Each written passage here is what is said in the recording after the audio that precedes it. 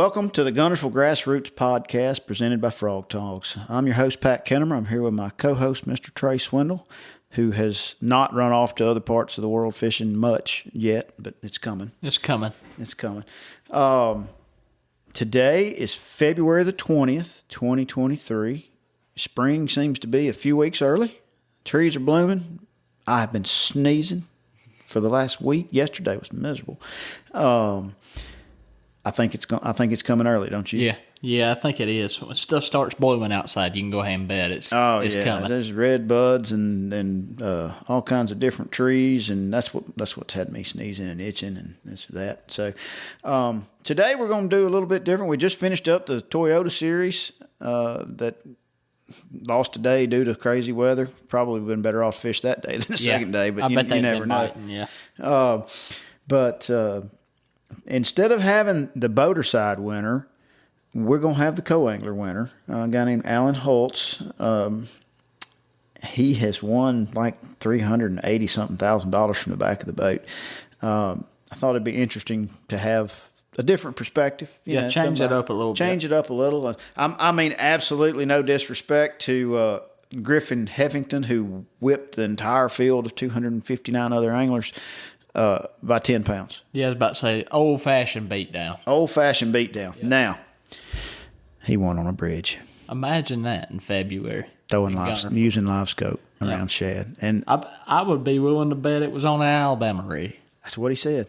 And that was one reason I decided not to go out to call him, because I'm sure he would have been a great person to have on. But he said in his interview at the weigh-in that he caught 7 fish on Friday and 5 bass and 2 drum on Saturday.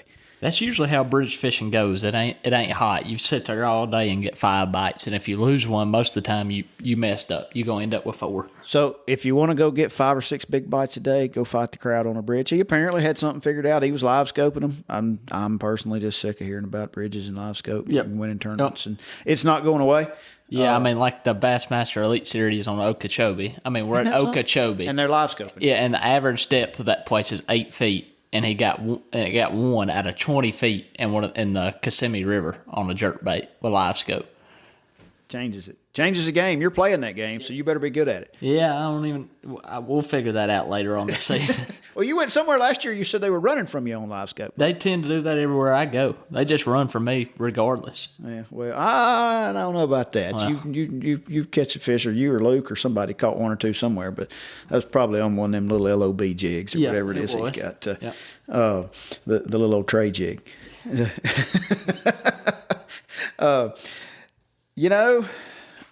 For the weather, they caught them pretty good in the Toyota series. I do believe that first day, if they'd have got to fish, other than the wind was blowing out of the southwest pretty bad, and you know what happens. I can assure you TVA had the current going, sucking it down ahead of the rain, and a good old southwest wind makes them stand up. Yeah, it'd have been a little bumpy out there. But I think it would have changed the game a little bit, because everything got muddy. A lot of people got blown out by mud or grass, which the grass is just every day. You know? That's just typical. One guy said you got to have 20 different spots because there'll be people on 10 of them and grass on 5. Yep. Yeah, and more like grass on 9. You're going to end up with 1. Right. That and it depends on which way the wind's blowing. So, but there was, what did I say? We had day 1. 260 boats, 11 bags over 20 pounds. Day 2, they didn't have it broke out that way. I had to look at it and count them, so I might have messed up. But around 9 on day 2, and 29 bags over 18 on day 1.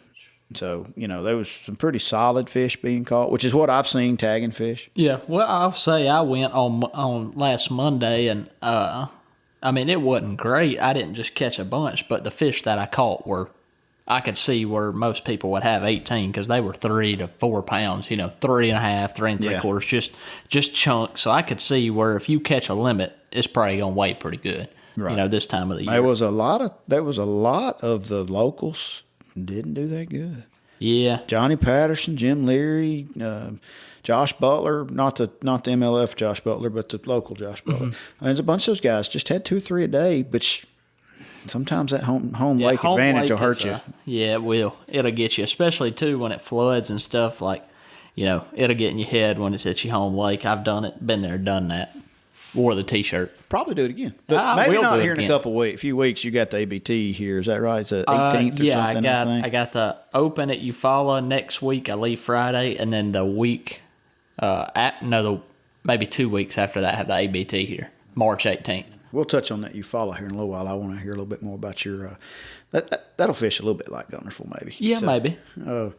But we're going to have Mr. Hults on here in just a few minutes. I just want to ask him a little bit. I mean, it may be something as simple as, hey, I got lucky and drew some guys and rode around with a chatterbait and happened to catch some good ones, which is what it takes. But I'm going to tell you what, if you've won $383,000. Well, I think it's good to have him on because I think a lot of people that probably listen to this podcast, and I know a lot of guys personally that, they don't necessarily have the money to fish as a boater, so they all fish as a co-angler, and then they all talk about how hard it is. And obviously this guy's either just real lucky or he's got something figured out. And he might tell you it's all luck, but I don't know. Winning almost $400,000 out of the back of the boat, I'd say he's got a little something figured out. I'd say so. Hey, it looked like Uncle G was real close to that top 10. Yeah, he was real close. He finished 11th, but I think he was a little happy he didn't have to go out there and he got a head start going to Seminole. So that's what I called him, and he's like, I said, is that unlucky or lucky? And he said, I didn't have a shot to win. And he said, I finished as high as I could without making the cut. So I think that's a good day. I'll just go ahead. He was happy. Yeah, because he said, man, to be completely honest, I didn't have a shot to win. I might have gained 2 or 3 places. Too big a gap. But he's like, here's the thing. I'm getting older. I'm tired. Now I can take a day to rest, travel. Path. Yeah, get ahead of everybody because those 10 guys got to stay another night and then drive to Seminole and then start practice without rigging up rods. So he said, I've already got my rods rigged up. We're going to leave in the morning and rest all day tomorrow and start Sunday. So I saw on Instagram he's doing these ice baths to help recover. Have you been in that yet? I used to do them in high school, and I'm going to go ahead and tell you, if you got big enough kahunas to do it, I'm telling you. It ain't big when you get out. No, there ain't none when you get out, much less big. But I'm telling you, it does. It does help, but I can't. No, I'm not man enough to do that. I'm not old enough yet either. Maybe when I start hurting a little more, I'll do it, but no, it ain't worth it right now. Not yet. You wake up sore, shake it off, go fishing. Yep. Well, we're going to see if we can get a hold of Mr. Hults, and I may be butchering his name. I've talked to him briefly, but there is a chance I'm saying it wrong. But we're going to see if we can get a hold of him and talk a little bit about his time here at Guntersville and see what he's got to say. We've got Alan Hults on here with us. Alan was the co-angler winner for the Toyota Series this past weekend. Probably got a little cold. And Alan, you're from Mississippi, is that right? Yes, sir. We're right down on the coast, down in Goche.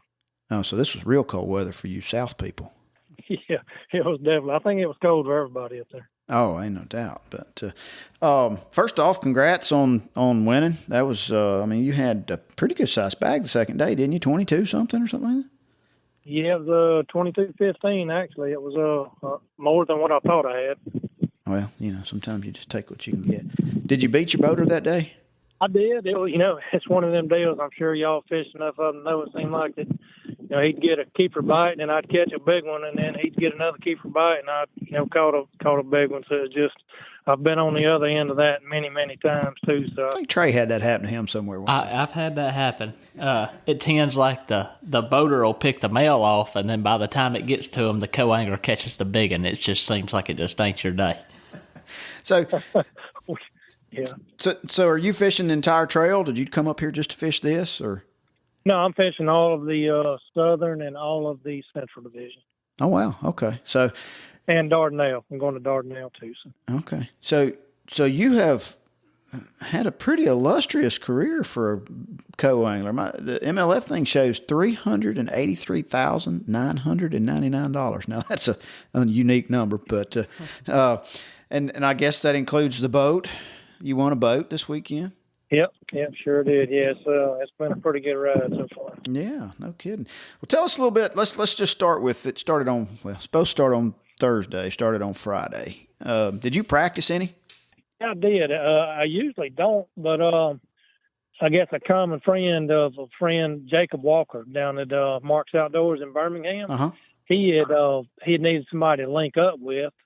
So he had called me, and I said, yeah, sure, no problem. So I didn't link up with anybody. And he said, well, look, he said, if you want to come up and practice, he said, just come up and practice with me. So I said, well, shoot, yeah. I said, I'll do that. I normally don't, but it definitely helped. We practiced. I got in the boat with him Tuesday afternoon, and we fished, well, actually right before lunch, and we fished till almost dark. And then Wednesday morning, we fished about a half a day, and he had the foot went out on his motor, so he had to come in early. But we got, 2 good full half days in. So tell us a little bit about what you were doing to catch them, and did you catch them pretty good in practice? No, actually, in practice, I covered up all my hooks. Oh, you weren't trying to hook them, yeah. No, I definitely, and that's the first time I'd fished with Jacob, so I was, you always try to feel somebody out, see what they want to do, and I think he was glad that I wasn't trying to catch him, because I figured the bites were going to be few and far between, just looking at the weather ahead. So I think that was a good move, I think it helped him too, by not trying to hook any of them. And then like on the rattle traps and crankbaits I was throwing, I just cut the hooks off of them. So had a few hits. I probably had, I don't know, four hits each day, 5 hits each day, for those half days. Mm-hmm. And then he was having some good hits too. So. Yeah. So you knew you wasn't going to catch 25 or 30 a day anyway, right? No, I don't ever go anywhere expecting to catch 25 or 30 a day. So who'd you draw out with first day? Do you remember their name? I didn't look. Oh, yeah. On the first day, I fished with Cody Nichols. I think he was from Alabama, I believe. And, of course, it was nasty. It was blowing and sleeting a little bit off and on. And it was really a struggle. I don't think we had a hit that morning until it was maybe 9 or 9:30 when we both caught one about the same time. And then it really got to blowing, and he started moving around some. And I ended up catching 2 more,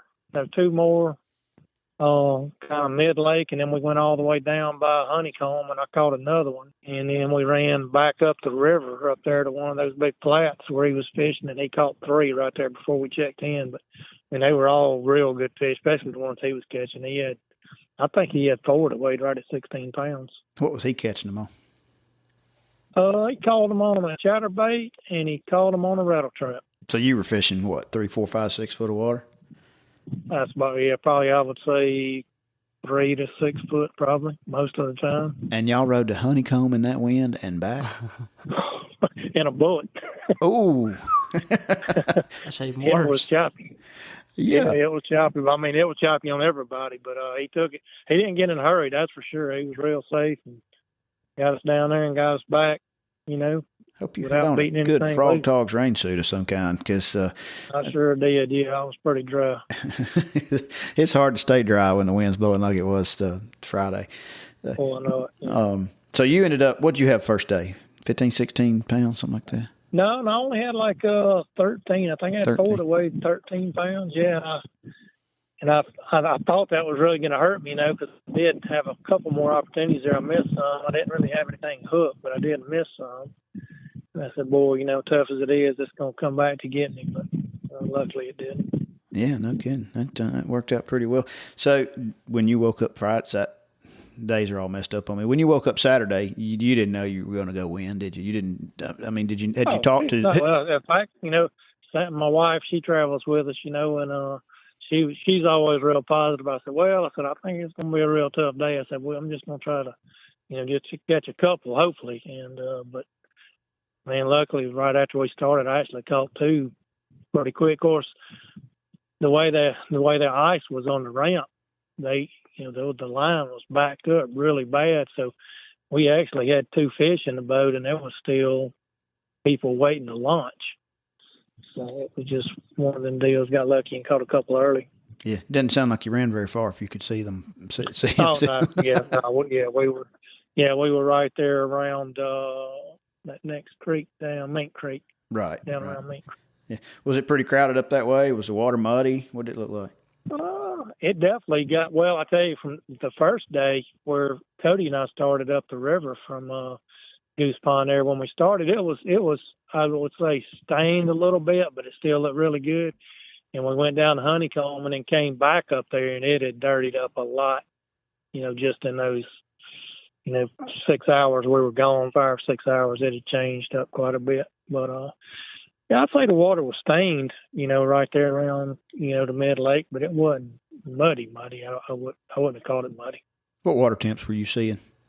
Or did you even look? To be honest, I never even looked, but the guys were saying it was like 51 to 53 is what they were saying. That's what I saw yesterday when I got out for a bit. And then Sunday, did y'all run very far? I mean, I know you said you had a couple while people were still putting their boats in on the ice rink over there. Oh, yeah, no, Saturday we started, in fact, we never went much below waterfront down there, I don't think. I'm not real familiar with all the places, but we didn't get more than 10 miles, I don't think, away from the ramp. That's my kind of day. That guy, Jeff Knight is who I fished with the second day, and he had fished a lot of tournaments there, sounded like, we'd go somewhere and he said, oh yeah, I caught a 7-pounder here, I caught a 6 and a 5 here, and he had a lot of confidence in, the places we were going, so that gave me a lot of confidence, and he was real easy to fish behind. He fished slow, he wasn't in a hurry, so it made it easy on me. Did he get upset when you kept catching the big ones? If he did, he didn't show it, but it's got to hurt a little. That's one thing. One thing I've learned about fishing out the back of the boat is I always try to help whoever I'm fishing with. So I'm not fishing against anybody. Right. You're just there to have a good time and beat the people in the back of the other boats. So how does a fellow win $383,999 out of the back of a boat? Well, one of those actually was out of the front of the boat. I fished. We'd done really good at Eufaula a few times. We had opportunity. I had opportunity to go up there and fish out the front of the boat back in 2010 for FLW Eastern Series. So I put my money in, out of the front, just trying to get my money back, and ended up somehow winning that thing. So wow. But I except that one turn. You've been playing the game for a minute. Oh yeah, I have. It's just being persistent. Just putting a lot of time in on the water, and I think the good Lord's blessed me with some talent, and just try to have fun doing it. Yeah, for those that are listening, we get a lot of guys that are probably fishing as co-anglers around us. If you don't care, obviously you did have one win out of the front of the boat, but you've had a lot of success out of the back of the boat. And fishing out of the back of the boat behind guys, especially pros, like the Toyota Series or the Bassmaster Opens, it's not easy. A lot of them guys really can fish. Do you care to tell the listeners and tell us, a little bit of maybe if you've got something figured out of the back, or do you just kind of do you, or do you have any secrets, to help some guys fishing out of the back of the boat? If you don't want to tell, that's okay. But oh no, it's nothing. It's nothing like a bait. It's not a secret bait or anything. But and y'all know from fishing tournaments is you can make it as easy or as hard on the guy out of the back of the boat as you want to. You can go either way with it. Mm-hmm. So that's one thing I've always done is first off I try to help them any way that I can. Mm-hmm. And once they see I'm not, throwing in front of them and, trying to fish the same thing they're fishing, or if they miss one, throw up there and try to catch it, and it takes a little time, but, I think once people see that you're not going to mess them up, then, they'll go out of their way sometimes to help you out. And it's happened to me a lot of times, where I've been fishing, even with people sight fishing, just be patient, and then there'll be some point during the day, and one of them will, come up on a fish, it's not going to help them. They say, here, catch this one right here. It's easy to catch, and you might pick up a 2-pounder or, pound and a half, or that right. help with it. So, for sure. Yeah. I think a lot of it's just attitude. Get back what you give. Yeah, I mean, like I said, I fish the Opens as a boater, and that goes a long ways with me, too. I think, the first things first is respect. Like you said, show them you're not fishing, you're not trying to hurt them. You're not casting over them or trying to take away fish from them. And I always tell all my guys, like, I'm just upfront and honest, and I say, look, if you're nice to me, I'm nice to you. Once I get my 5, I'll do everything I can to get your you're 3. I've let fish jump over my frog and not swing so my co-angler can throw in the blowhole. But he was super nice, never cast it in front of the boat. So I think that's good advice. And also, I think the one thing that I've noticed that co-anglers do out of the back of my boat that I've seen that really, and I've tried to help them and tell them, and I think it might help them from, you saying it if you agree with me, but I think one of the mistakes I see most people make is they want to throw the same thing I'm throwing. And I mean, I'm not trying to be Kevin Van Dam here, act like I am, but I'm just saying, like, it's the chances of him biting your chatterbait behind me are really slim.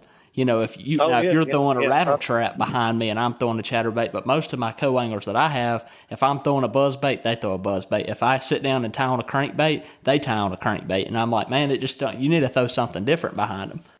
Yeah, I agree 100%. Even these, like the past 2 days up there at Guntersville, there was times we were throwing the same bait, but it may be different colors. I never definitely didn't throw the same color they were throwing. Mm-hmm. So. And I think even if you are throwing the same thing, which Gunners was a little different because it's a lot of grass flats, and there's fish everywhere. So it's a little different at Guntersville than it would be, going down the bank somewhere. But at the same time, even at Guntersville, you can be throwing the same thing, but you can work it slower because you're not having to run the trolling motor or hold the boat in the wind or worry about boat control. Absolutely. So you can throw behind the boat and just slowly yo-yo a rattle trap where he's having to burn his because he's fighting waves and stuff. So I think no matter what you do is you just kind of try to be different out of the back. Sounds to me like that's kind of how you've made your career out of the back of the boat.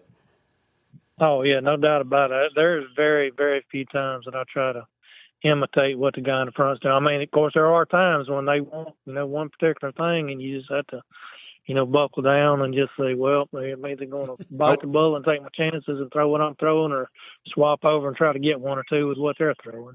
Right. Hope for some leftovers. So you weighed in 9 fish. What'd you catch them on? Colors and sizes. I caught all of my fish on the chatterbait, all the ones that I weighed in. I had some hits on, a jig, and I had some hits on a rattle trap, but all the ones that I weighed in was either on a 3/8 or a half ounce, either a black and blue or a Bruce green pumpkin chatterbait. Like a jackhammer. Oh, yeah. I think that's the only chatterbait they make, I think. Does anybody throw anything else? Point, might as well fork out a $20 bill. I believe there's times when like the thunder cricket is a better option if you need something more subtle, because it definitely don't have as much thump as the jackhammer. So, I mean, there's times, even here just around the house, that I'll throw the thunder cricket just so it don't thump as much. Oh, for sure. I think that thunder cricket too, I think people don't give it credit, but I think you can reel it a whole lot faster than you can a jackhammer. I know you can because I've thrown both, but you can reel that thunder cricket real fast. Stay down, and it'll stay down. Yeah, jackhammer's just such a wide wobble. It's not real wide, but it's wider the way the blade works, and it'll just go crazy if you reel it fast. But that Strike King, when it's at thunder cricket, it stays straight and it runs true, like you can burn it. Right, if you need to troop faster, yeah. Yep. Had you fished Guntersville before? I have. I've fished probably, I don't know, maybe half a dozen times. I actually was up there last November in the championship, and I fished this same tournament last year in February. That was the 2 most recent times I've been up there. Okay, yeah. So you've seen floods and all kinds of crazy stuff. Oh yeah, yep. Well, Alan, I like it. It's a beautiful area. I guess you're got a boat for sale? I do. I got a certificate for sale, that's for sure. Boat certificate for sale, and was it for a? It's a 518 Pro with a 115. I think the Pro XS on it. That's what it's Pro XS. Oh, okay. All right. Yeah, I just ordered a Gator Tracks there about 2 months ago, so that'll help cover a pretty good chunk of that Gator Tracks. That's right. Yeah, you probably won't have any time selling. It's a good time of year to win a boat. Everybody's wanting one. So, yeah. And I'm sure somebody's give you a low ball offer on it now. So, somebody said, "Well, you've won it. You didn't pay nothing for it. So why can't you sell it to me for $15,000? Yeah, I'll give you $15,000 for it now. You should do that. I'm your buddy. You got a bunch of them buddies, don't you? Been calling. Oh yeah. That's my favorite. I'm like, yeah. You a buddy. I don't like them buddies. Yeah, I hear you.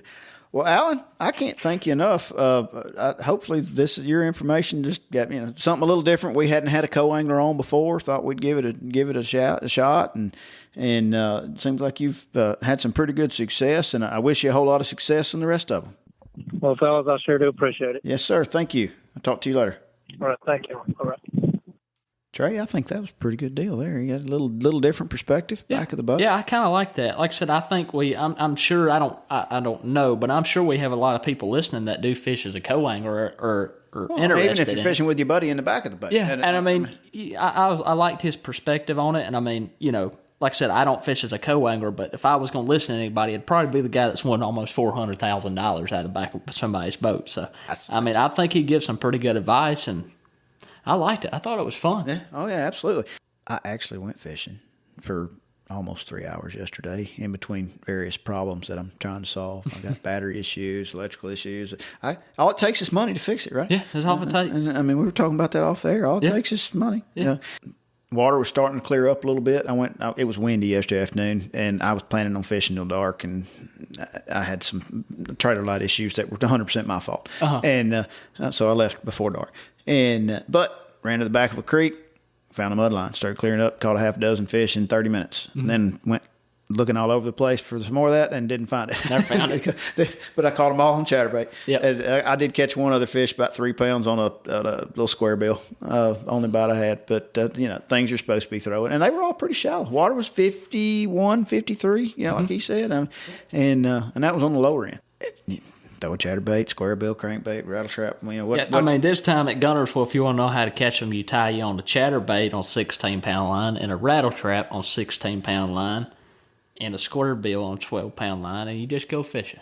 That's what I did. Just go to the grass and just go fishing. I was actually going to go try to find some crappie. I'm not a crappie fisherman. I don't know much about it, but I got this little live scope thing that I don't use much because I just don't, or not this time of year as much. Apparently that's a thing now. Yeah. Anyway, and one of the screws on my mount had come loose, and of course it was not staying lined up right, and it was an Allen head, and I did not have the right tools with me. Never had what you need. So I pulled out a chatterbait and I went bass fishing. Yep, so, that's right. I just wanted to go see if I could figure out how to catch a crappie on a live scope. I've never done it. Everybody says, "Man, that's the greatest thing ever made for that." Oh, well, I guarantee you. Obviously I have it on my boat for bass fishing, but I guarantee you that is a crappie killer.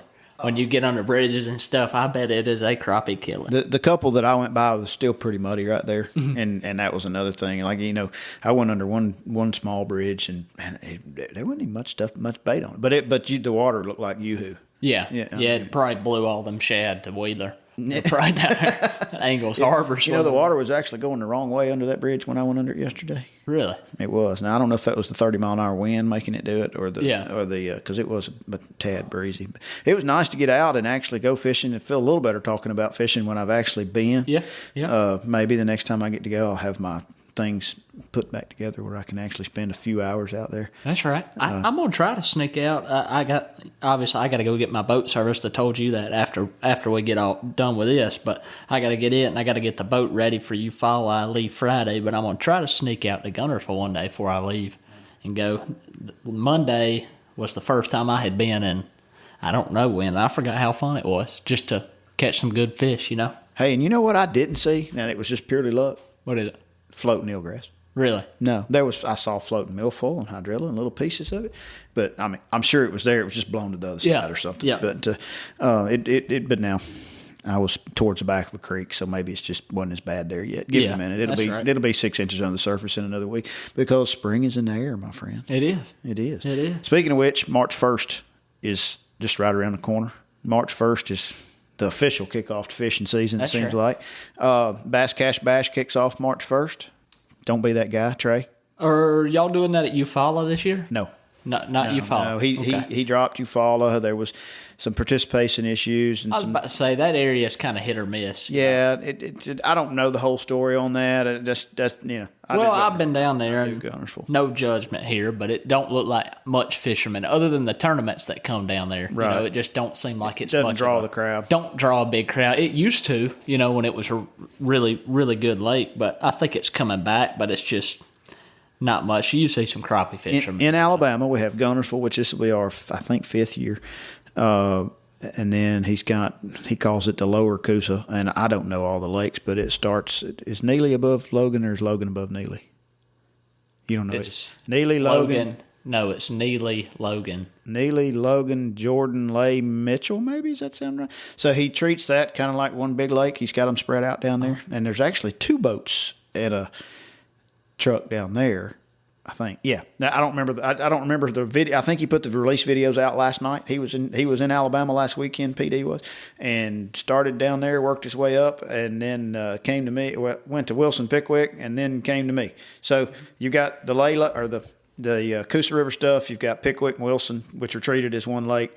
There's a boat tag on Pickwick. They let it go on video at Waterloo Ramp, I think.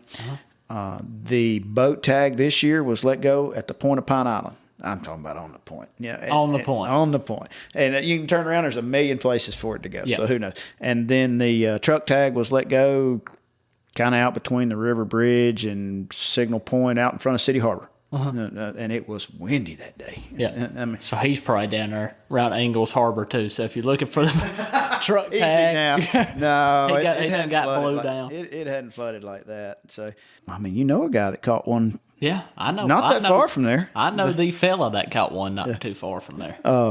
It had boat in it though. Yeah. So, but I finished tagging. Weekend before last. The guys at Mud Creek had a tournament, had a pile of fish for me. I tagged at Mud Creek, put fish in the live wells, carried them to 3 or 4 different ramps. And then on Sunday, the guys at Roseberry, I finished up right there. And we shot our videos, I think, on that Sunday. And it was cold and windy, and and PD's from Louisiana, and he said, "Man, this is crazy. Out of the shorts and having to put on long sleeves is cold." But anyway, that starts March 1st. Don't be that guy. It's $80 with the bonus T-shirt, which makes the $1,000 worth $1,500. Yep. It also makes all prior years tags worth $500. I think I had 10 prior year tags called last year.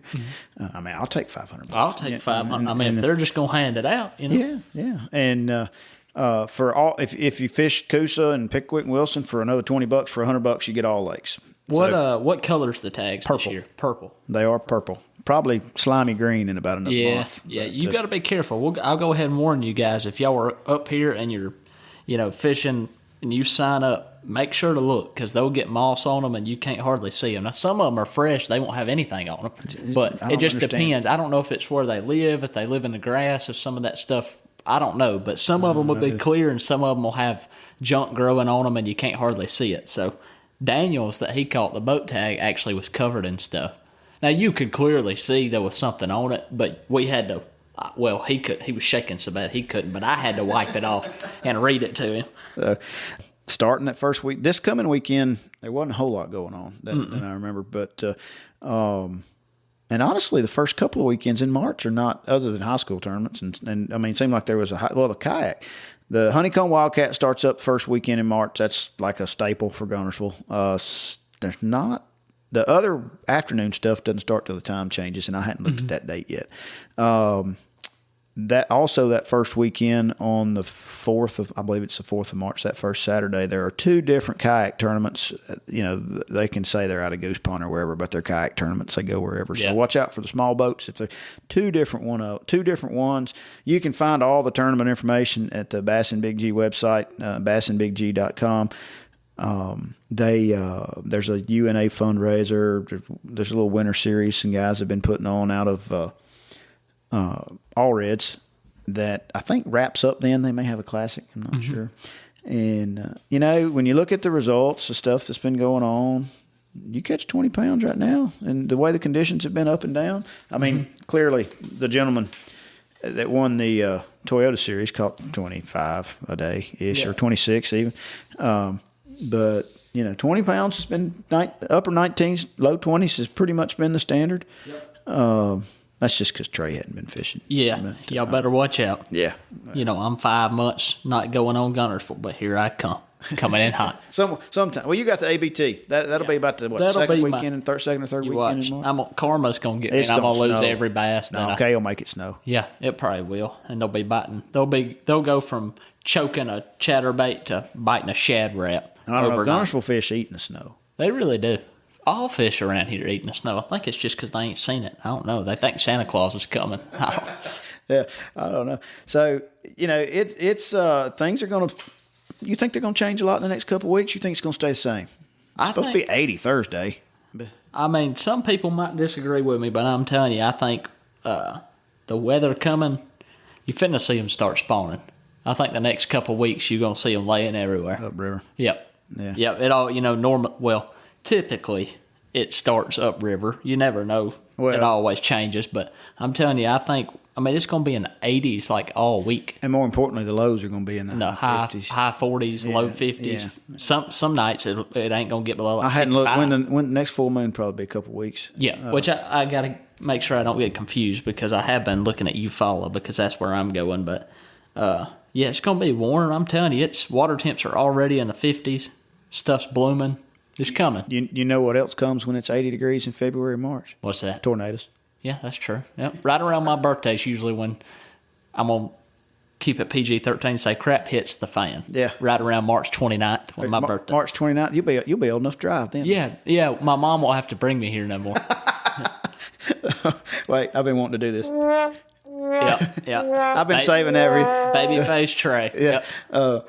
23, is that right? Yep, 23. 23. Getting on up, you might get some gray hair in that flow you got going on. Yeah, I'll tell you. I'm going to go get it cut tomorrow. He said that last time he was here, and old girl likes that hair. Yeah, my girlfriend likes the long hair. She did say that it was starting to get a little too much. Looked like Shaggy from Scooby-Doo, but hey, I kind of like Shaggy. Yeah, well, I don't know. For all you listening, can't thank you enough. Please like, share, leave reviews. All those things help other people find us. Until then, Trey is going to wander off to Eufaula and be back on Guntersville and enjoy the floating grass. Have a great week.